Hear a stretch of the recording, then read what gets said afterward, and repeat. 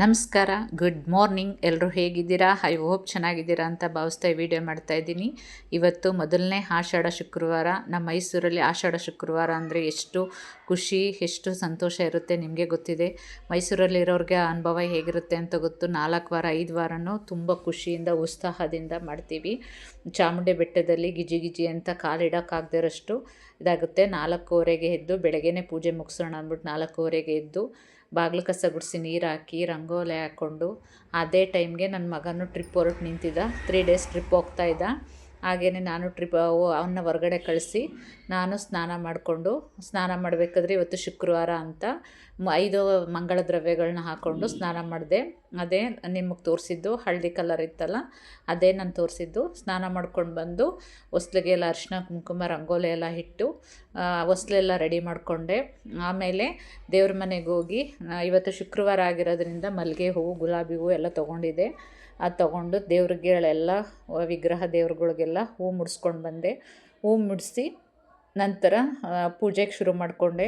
ಯಾಕೆಂದರೆ ಆಷಾಢ ಶುಕ್ರವಾರ ಬೆಳಗ್ಗೆನೇ ಪೂಜೆ ಮಾಡೋದು ಅಂದರೆ ಎಲ್ಲಿಲ್ದಿರೋ ಉತ್ಸಾಹ, ಅಷ್ಟು ಖುಷಿಯಾಗುತ್ತೆ, ಮನಸ್ಸಿಗೆ ಸಮಾಧಾನ ಆಗುತ್ತೆ, ತೃಪ್ತಿ ಆಗುತ್ತೆ. ನನಗೆ ಮಾತ್ರ ಹಾಗೇನೋ, ಎಲ್ರಿಗೂ ಹಾಗೇನೋ ನನಗೆ ಗೊತ್ತಿಲ್ಲ. ನಮ್ಮ ಮೈಸೂರಿನಲ್ಲಿ ಈ ಆಷಾಢ ಶುಕ್ರವಾರ ಅಂದರೆ ಏನೋ ಹಬ್ಬದ ಸಂಭ್ರಮ, ಹಬ್ಬದ ವಾತಾವರಣ ಇರುತ್ತೆ.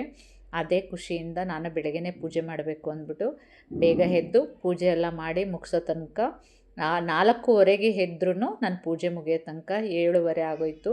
ಯಾಕೆಂದರೆ ನಾನು ಹಿಂದಿನ ದಿನವೇ ದೇವ್ರ ಸಾಮಾನೆಲ್ಲ ತೆಗೆದಿಟ್ಟಿದ್ದೆ, ತೊಳೆದು ಪೂಜೆ ಮಾಡಬೇಕು ಅಂತ. ಅದರಿಂದ ಲೇಟಾಯಿತು. ಎಲ್ಲ ಪೂಜೆ ಮುಗಿಸಿ ಹೊಸ್ಲು ಪೂಜೆ ಮುಗಿಸಿ ಎಲ್ಲ ಥರನೂ ಪೂಜೆ ಮುಗಿಸಿಟ್ಟು ನಂತರ ನಾನು ಒರಳು ಯಾರೋ ಹಿರಿಯರೊಬ್ಬರು ಹೇಳ್ಕೊಟ್ಟಿದ್ರು, ಶುಕ್ರವಾರ ಅಥವಾ ಮಂಗಳವಾರ ಗೋಧೂಳಿ ಸಮಯದಲ್ಲಿ ಪೂಜೆ ಮಾಡಿದ್ರೆ ಒಳ್ಳೆಯದು ಅಂತ ಹೇಳಿದರು. ಅದಕ್ಕೆ ನಾನೇನು ಮಾಡಿದೆ, ಹೊಳಕಲ್ಲಲ್ಲಿ ಗುಂಡು ಕಲ್ಲಿರಲಿಲ್ಲ, ಅದಕ್ಕೆ ನಾನು ಕುಟಾಣಿಗೆ ನೋಡಿ ಎಷ್ಟು ಅದ್ಭುತವಾಗಿ ಕಾಣಿಸ್ತಿದೆ. ದೇವ್ರ ಮನೆ ಬೆಳಗ್ಗೆನೇ ಪೂಜೆ ಮಾಡಿದ ತಕ್ಷಣ ಒಂಥರ ಖುಷಿ, ಮನಸ್ಸಿಗೆ ಸಮಾಧಾನ ಆಗುತ್ತಲ್ವ? ನಿಮಗೂ ಹಾಗೆ ಅನಿಸುತ್ತೆ? ಕಮೆಂಟ್ ಮಾಡಿ, ಹೇಗೆ ನೀವೆಲ್ಲ ಹಾಗೆ ಮಾಡಿದ್ರೆ ಅನಿಸುತ್ತೆ ನೋಡಿ. ನಾನು ದೇವ್ರ ಸಹಸ್ರನಾಮ ಹಾಕ್ಕೊಂಡು ಪೂಜೆ ಮಾಡ್ತಾಯಿದ್ದೆ. ಸೌಂಡ್ ಕೇಳಿಸ್ತಾ ಇಲ್ಲ, ಯಾಕೆಂದರೆ ಕಾಪಿರೈಟ್ ಬರುತ್ತೆ ಅಂದ್ಬಿಟ್ಟು ನಾನು ಅದನ್ನು ಸೌಂಡ್ ಮ್ಯೂಟ್ ಮಾಡಿದ್ದೆ ವಿಡಿಯೋಗೋಸ್ಕರ. ಪೂಜೆ ಎಲ್ಲ ಮುಗಿಸಿ ಮತ್ತು ಕುಟಾಣಿಗೆ ಅರಿಶಿನ ಕುಂಕುಮ ಎಲ್ಲ ಹಾಕ್ಕೊಂಡು ಗ್ಯಾಸ್ಗೂ ಅದೇ ರೀತಿ ಅರಿಶಿನ ಕುಂಕುಮ ಹೂವೆಲ್ಲ ಇಟ್ಟು ಪೂಜೆ ಮಾಡಿದೆ. ಕುಟಾಣಿ ಮುಂದೆ ಒಂದು ದೀಪ ಹಚ್ಚಿಡಬೇಕು. ಯಾಕೆಂದರೆ ನಾವು ಹೊಳಕಲ್ಲಿನ ಲಕ್ಷ್ಮೀ ಸ್ವರೂಪ ಅಂತ ಕರಿತೀವಲ್ವ, ಆದ್ದರಿಂದ ನಾವು ಆ ಲಕ್ಷ್ಮೀ ಪೂಜೆನೇ ಮಾಡ್ತಾಯಿದ್ದೀವಿ ಅಂದ್ಕೊಂಡು ಒರಳು ಕಲ್ಗೋ ಮಾಡ್ಕೋಬೋದು, ಮತ್ತು ಕುಟಾಣಿಗಾದರೂ ಮಾಡ್ಕೋಬೋದು. ಅದು ಮುಗಿದ ನಂತರ ಪೂಜೆ ಮುಗಿಸ್ಕೊಂಡು ಬಿಸಿನೀರು ಕಾಯಿಸ್ಕೊಂಡು ಬಿಸಿನೀರು ಕುಡಿದೆ. ಮತ್ತು ಬೆಳಗ್ಗೆನೇ ಹಾಲು ಕಾಯಿಸಿಟ್ಟಿದ್ನಲ್ಲ, ಅದೇ ಪಾತ್ರೆಗೆ ಹಾಲು ಕಾಯಕ್ಕೆ ಇಟ್ಕೊಂಡು ಕಾಫಿ ಕುಡಿದೆ. ಕಾಫಿ ಕುಡಿಯೋವರೆಗೂ ಸಮಾಧಾನ ಆಗೋಲ್ಲ.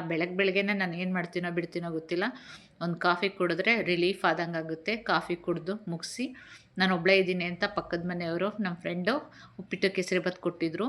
ಅದನ್ನು ತಿಂದು ಮುಗಿಸಿ ನಾನು ದೇವಸ್ಥಾನಕ್ಕೆ ಹೋಗಬೇಕು ಅಂದ್ಕೊಂಡು ಇದು ಮಾಡಿದೆ. ಚಾಮುಂಡಿ ಬೆಟ್ಟಕ್ಕಂತೂ ಹೋಗೋಕ್ಕಾಗಲ್ಲ, ಏಕೆಂದರೆ ಹೆವಿ ರಶ್ ಇರುತ್ತೆ. ನಿಮಗೆ ಗೊತ್ತು ಚಾಮುಂಡಿ ಬೆಟ್ಟದಲ್ಲಿ ಆಷಾಢದಲ್ಲಿ ಎಷ್ಟು ರಶ್ ಇರುತ್ತೆ ಅಂತ. ಅದಕ್ಕೆ ನಮ್ಮ ಮನೆ ಹತ್ರ ಇರೋ ಚಾಮುಂಡೇಶ್ವರಿ ದೇವಸ್ಥಾನಕ್ಕೆ ಹೋಗಿದ್ವಿ. ನಡ್ಕೊಂಡು ನಾವು ನಮ್ಮ ಪಕ್ಕದ ಮನೆಯವ್ರು ನಡ್ಕೊಂಡು ಹೋಗಿದ್ವಿ. ಅಷ್ಟೇನು ಕ್ಯೂ ಇರಲಿಲ್ಲ. ಸದ್ಯ ಇವತ್ತು ಸ್ವಲ್ಪ ಕ್ಯೂ ನೋಡಿ. ಎಲ್ಲರೂ ನಿಂಬೆಹಣ್ಣು ದೀಪ, ಬೆಲ್ಲದ ದೀಪ, ಎಲ್ಲ ಥರನೂ ದೀಪ ಹಚ್ಕೊಂಡು ಪೂಜೆ ಮಾಡ್ತಿದ್ದಾರೆ. ಅದ್ಭುತವಾಗಿ ದರ್ಶನ ಆಯಿತು. ಇವತ್ತು ತಾಯಿಗೆ ರಾಜರಾಜೇಶ್ವರಿ ಅಲಂಕಾರ ಮಾಡಿದರು. ತುಂಬ ಖುಷಿಯಾಯಿತು ಹತ್ರದಿಂದನೇ ನೋಡಿ. ನೀವೆಲ್ಲ ಆಶೀರ್ವಾದ ಪಡ್ಕೊಳ್ಳಿ. ತುಂಬ ಅದ್ಭುತವಾಗಿ ಅಲಂಕಾರ ಮಾಡಿದರು. ಹೊರಗಡೆನೂ ಮೂರ್ತಿ ಇಟ್ಟಿದ್ರು. ಇಲ್ಲಿ ಸ್ತಂಭ ಕಂಬಕ್ಕೆಲ್ಲ ಪೂಜೆ ಮಾಡಿದರು ನೋಡಿ. ಎಲ್ಲರೂ ನಿಂಬೆಹಣ್ಣು ದೀಪ, ಬೆಲ್ಲದ ದೀಪ ಹಚ್ಕೊಂಡು ತಾಯಿಗೆ ನಮಸ್ಕಾರ ಮಾಡ್ಕೋತಿದ್ರು. ನಾನು ಎಲ್ಲ ಮುಗಿಸ್ಕೊಂಡು ಹೊರಗಡೆ ಬಂದೆ. ಪ್ರಸಾದಕ್ಕೆ ನಿಂತಿದ್ರು ಕೆಲವರು.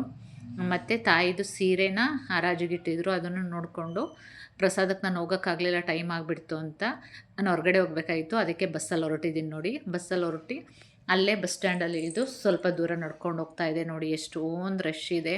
ಕಾರ್ಗಳು ನೋಡಿ, ಒಳ್ಳೆ ಶೋರೂಮ್ಗಳಲ್ಲಿ, ಫ್ಯಾಕ್ಟ್ರಿಗಳಲ್ಲಿ, ಕಾರ್ ಶೋರೂಮ್ಗಳಲ್ಲಿ ಇರುತ್ತಲ್ಲ, ಅಷ್ಟೊಂದು ಕಾರ್ ನಿಂತಿದೆ. ತುಂಬ ದೂರ, ಅಷ್ಟು ದೂರ ನಡ್ಕೊಂಡು ಹೋಗ್ಬೇಕಾಯಿತು. ಅಲ್ಲಿ ಕೆಲಸ ಮುಗಿಸ್ಕೊಂಡು ಹಾಗೆ ಮಾರ್ಕೆಟ್ಗೆ ಹೋಗೋಣ, ಸ್ವಲ್ಪ ಹೂಗಳು ತೊಗೊಂಡೋಗೋಣ ಅಂದ್ಬಿಟ್ಟು ಮಾರ್ಕೆಟ್ಗೆ ಹೋಗಿ ನೋಡಿ. ಎಷ್ಟು ಬಣ್ಣದ ಹೂಗಳು ನೋಡೋದಕ್ಕೆ ಆನಂದ ಆಗ್ತಾಯಿದೆ.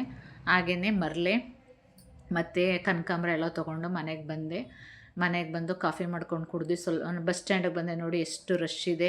ಎಲ್ಲ ಆಷಾಢಕ್ಕೆ ಅಂತ ಬೆಟ್ಟಕ್ಕೆ ಹಾಕ್ಬಿಟ್ಟಿದ್ದಾರೆ. ಕಾದು ವೆಯ್ಟ್ ಮಾಡಿ ಸಾಕಾಗಿ ಮನೆಗೆ ಬಂದೆ ನೋಡಿ. ಮಲ್ಲಿಗೆ ಎಲ್ಲ ತಂದು ಸಾಕಾಯಿತು, ರೆಸ್ಟ್ ಮಾಡಿದೆ. ಈ ವಿಡಿಯೋ ಇಷ್ಟ ಆಯಿತು ಅಂದರೆ ಪ್ಲೀಸ್ ಲೈಕ್ ಮಾಡಿ, ಶೇರ್ ಮಾಡಿ, ಸಬ್ಸ್ಕ್ರೈಬ್ ಮಾಡಿ. Thank you.